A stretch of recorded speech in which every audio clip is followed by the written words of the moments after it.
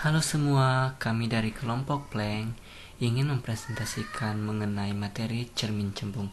Namun sebelumnya, perkenalkan kami dari kelas 2A1 atas nama yang pertama Dita Puspita, yang kedua Afriliana Yunida, yang ketiga Armelia Novianti, dan yang keempat Happy Karis Dahulu.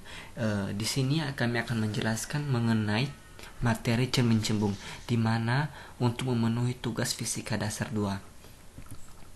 Apa itu cermin cembung? Baiklah, di sini kami akan menjelaskan beberapa topik. Yang pertama mengenai pengertian dari cermin cembung sendiri, yang kedua yaitu bagian-bagian cermin cembung, yang ketiga yaitu sinar istimewa pada cermin cembung, yang keempat yaitu bayangan pada cermin cembung, yang kelima yaitu persamaan pada cermin cembung, dan yang terakhir yaitu contoh soal dan penjelasannya. Untuk memahaminya lebih jelas, mari kita simak video selanjutnya. Oke. Untuk kali ini kita belajar mengenai definisi. Apa sih yang dimaksud dengan cermin cembung? Cermin cembung merupakan cermin yang permukaannya cembung dan bersifat divergen atau menyebarkan sinar. Pada cermin cembung juga, bagian mukanya berbentuk seperti kulit bola, tetapi bagian muka cermin cembung melengkung keluar. Nah, bagi bagian-bagian cermin cembung sendiri. Nah, di sini ada gambar cermin cembung. Di sini saya akan menjelaskan mengenai bagian-bagiannya. Yang pertama yaitu ada depan cermin. Ini depan cermin. Kemudian belakang cermin. Nah, di sini ada sumbu utama yang berbentuk garis lurus nih. Untuk F sendiri yaitu titik fokus. Titik fokusnya ada di sana. Untuk M sendiri yaitu titik pusat kelengkungan. Nah, jarak dari titik O ke F merupakan jarak fokus. Jarak dari titik O ke titik F merupakan jarak fokus, sedangkan jarak dari titik O ke jarak ke titik M ini merupakan jari-jari kelengkungan. Pada cermin cembung ini terdiri dari 4 ruang, yaitu ruang 1, ruang 2, ruang 3, dan ruang 4. Oke, next. Nah, dalam cermin cembung ada yang namanya sinar-sinar istimewa. Sinar istimewa pada masing-masing cermin tentunya berbeda-beda. Untuk cermin cembung sendiri, sinar-sinar istimewanya yaitu yang pertama, sinar datang sejajar sumbu utama dipantulkan seolah-olah dari titik fokus. Perumpamaannya seperti ini. Sinar datang sejajar sumbu utama dipantulkan seolah-olah dari titik fokus. Nah, untuk sinar istimewa yang kedua yaitu sinar datang seolah-olah menuju titik fokus dan akan dipantulkan sejajar sumbu utama. Perumpamaannya seperti ini. Sinar datang seolah-olah menuju titik fokus, sinar datang menuju titik fokus, kemudian akan dipantulkan sejajar sumbu utama. Oke. Untuk sinar istimewa yang ketiga yaitu sinar datang menuju pusat kelengkungan cermin dipantulkan seolah-olah dari titik pusat kelengkungan itu juga. Seperti ini, sinar datang menuju pusat kelengkungan dipantulkan seolah-olah dari titik pusat kelengkungan itu juga. Dipantulkan kembali gitu. Oke. Nah, karena kita sudah mengetahui mengenai sifat-sifat sinar-sinar istimewa pada cermin cembung, nah, bagaimana bayangan pada cermin cembung itu sendiri? Nah, di sini ada sebuah contoh gitu ya. Sebuah benda diletakkan di depan cermin cembung setinggi 2 cm. Bagaimana bayangan pada benda tersebut? Nah, diumpamakan seperti ini. Benda merupakan garis berwarna hitam tersebut setinggi 2 cm dipantul akan kita cari bayangannya gitu. Nah, di sini untuk mencari bayangan pada cermin cembung ini menggunakan dua bunyi sinar istimewa, yaitu kita pakai bunyi sinar istimewa yang pertama dan sinar istimewa yang ketiga tadi yang saya sudah jelaskan pada sebelumnya. Untuk yang pertama yaitu sinar datang sejajar sumbu utama dipantulkan seolah-olah dari titik fokus. Kemudian untuk sinar istimewa yang ketiga yaitu sinar datang menuju titik fokus, menuju titik pusat kelengkungan dan akan dipantulkan kembali seolah-olah dari titik pusat itu juga, dari titik pusat kelengkungan itu juga. Nah, bagaimana bayangannya?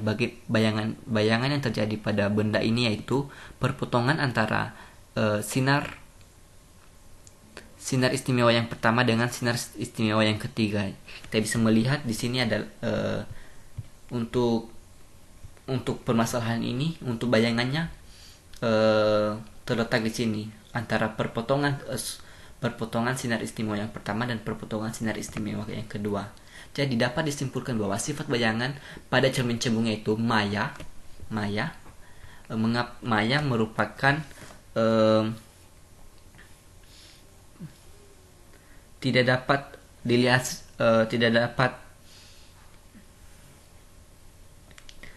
bayangan maya adalah bayangan benda yang dihasilkan dari perpotongan perpanjangan sinar pantul yang seolah-olah berasal dari arah tersebut. Sedangkan bayangan nyata adalah bayangan benda yang dapat ditangkap oleh layar pada jarak tertentu yang menghasilkan bayangan yang paling jelas.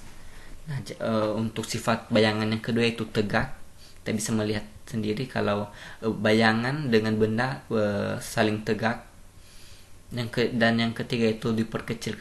Teman-teman juga bisa melihat bagaimana bayangan pada peristiwa ini semakin kecil dibanding benda aslinya gitu. Oke. Nah, setelah kita sudah mengetahui sifat-sifat bayangan pada cermin cembung, sekarang kita akan mengenai persamaan pada cermin cembung sendiri. Oke. Di sini yaitu F sama dengan setengah kali R, di mana kita dapat R-nya yaitu 2F. 1F sama dengan 1 per S tambah 1 per S aksen.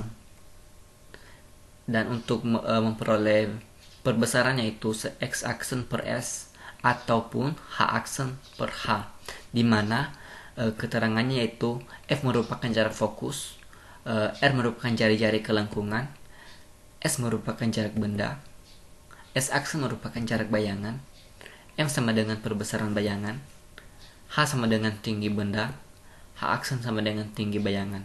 Untuk satuan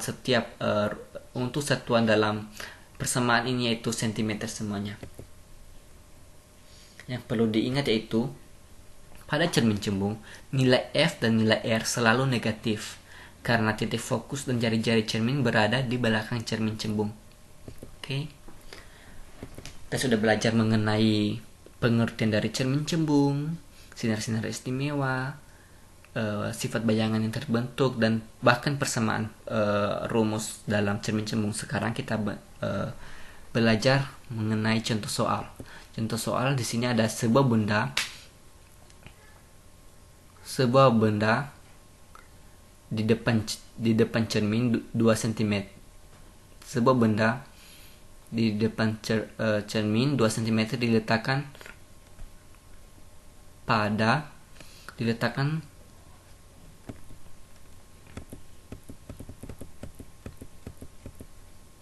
sebuah benda dengan ketinggian yaitu 2 cm diletakkan dengan jarak yaitu 20 cm depan cermin cembung yang memiliki jarak fokus 30 cm. Yang menjadi pertanyaannya itu jarak bayangan, yang kedua perbesaran bayangan, yang ketiga tinggi bayangan, yang keempat gambar diagram sinar pembentukan bayangan, dan yang kelima sifat-sifat bayangan yang terbentuk. Oke, untuk pembahasan sendiri diketahui H sama dengan 2 cm, S sama dengan 20 cm, F sama dengan min 30 cm. Mengapa min? Tadi dijelaskan bahwa nilai F dan R selalu negatif karena di belakang cermin. Untuk yang ditanyanya itu X aksen, perbesaran, H aksen, gambar, dan sifat bayangan yang terbentuk. Oke. Untuk langkah pertama kita mencari X aksennya menggunakan rumus 1 per F sama dengan 1 per S tambah 1 per S aksen.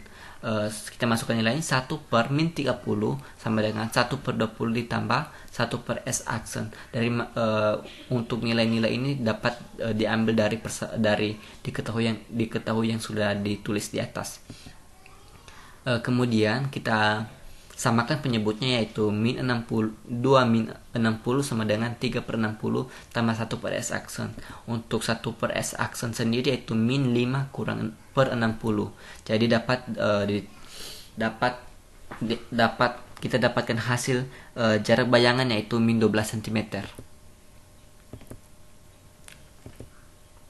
Untuk perbesaran bayangan yaitu S aksen per S, di mana X aksen tadi 12 cm, untuk S sama dengan 20 cm, maka dapatkan hasil 0,6. Maksudnya perbesarannya 0,6 kali gitu. Jadi lebih kecil. Untuk tinggi bayangannya itu M sama dengan H aksen per H. Karena M di atas sudah diketahui yaitu 0,6, yang terus untuk H, untuk ketinggian benda yaitu hanya yaitu 2 cm sudah diketahui sebelumnya, maka kita tinggal mencari H aksennya. Bagaimana caranya? H aksennya itu 0,6 dikali 2 cm, dapat hasil yaitu 1,2 cm. Untuk gambar pembentukan bayangan sendiri, kita umpamakan seperti pada layar. Untuk benda setinggi 2 cm kita menggunakan dua sifat-sifat atau sinar-sinar istimewa. Yang pertama kita menggunakan sinar istimewa yang pertama, kemudian sinar istimewa yang ketiga tadi yang saya jelaskan sebelumnya, yaitu sinar datang sejajar sumbu utama, dipantulkan menuju titik fokus, dipantulkan seolah-olah dari titik fokus gitu, dipantulkan seolah-olah dari titik fokus. Kemudian untuk sinar istimewa yang ketiga yaitu sinar datang menuju pusat kelengkungan cermin cembung, kemudian dipantulkan seolah-olah dari titik tersebut lagi, dari titik pusat tersebut. Jadi untuk bayangan benda yaitu dapat kita lihat yaitu perpotongan antara sinar istimewa yang pertama dengan sinar istimewa yang ketiga. Teman-teman bisa melihat di layar yaitu di sini. Jadi untuk sifat bayangan yang terbentuk pada soal ini yaitu maya, tegak, dan diperkecil. Karena materi sudah saya jelaskan, untuk akhir materi ini saya akan membacakan sebuah kata-kata mutiara, yaitu cermin tidak pernah berbohong. Dia merefleksikan apa yang ada di depannya, di dunia ini, di kehidupan ini, dari kelompok Planck sendiri. Thanks for watching.